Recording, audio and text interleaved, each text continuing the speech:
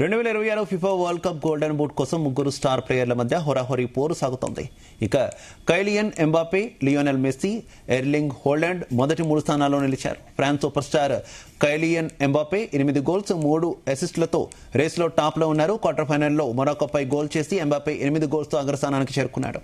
ఇద్దరు ఆటగాళ్లు సమానంగా గోల్స్ చేస్తే ఎక్కువ అసిస్టులు అంటే గోల్ చేయడానికి పాస్ ఇవ్వడం చేసిన వారికే అవార్డు దక్కుతుంది. కాబట్టి ప్రస్తుతం ఎంబాపే ముందంజలో ఉన్నారు.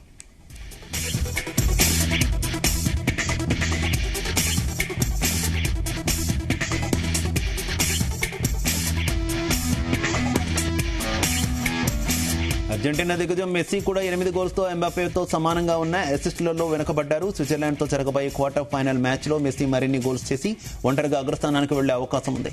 ఇక నార్వే హీరో ఎర్లింగ్ హోలాండ్ 7 గోల్స్తో రేసులో తాను ఉన్నానని చెబుతున్నాడు. తన కెరీర్లో మొట్టమొదటి వరల్డ్ కప్ ఆడుతున్న హోలాండ్ బ్రెజిల్పై 2 గోల్స్ చేసి నార్వేను క్వార్టర్స్ కు చేర్చడమే కాకుండా గోల్డెన్ బూట్ రేసులో టాప్ 3లో నిలిచాడు. ఇంగ్లాండ్తో జరిగే క్వార్టర్ ఫైనల్ మ్యాచ్లో హోలాండ్ కు కీలకంగా మారనుంది.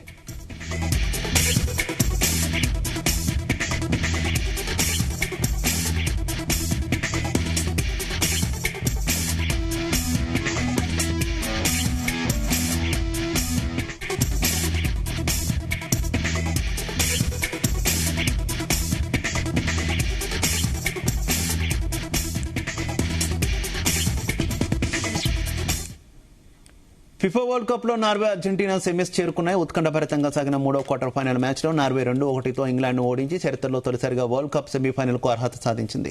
స్టార్ స్ట్రైకర్ ఎర్లింగ్ హోలాండ్ కీలక గోల్ చేయడమే కాకుండా గోల్డెన్ బూట్ రేసులో 8 గోల్స్తో అగ్రస్థానానికి చేరుకున్నాడు.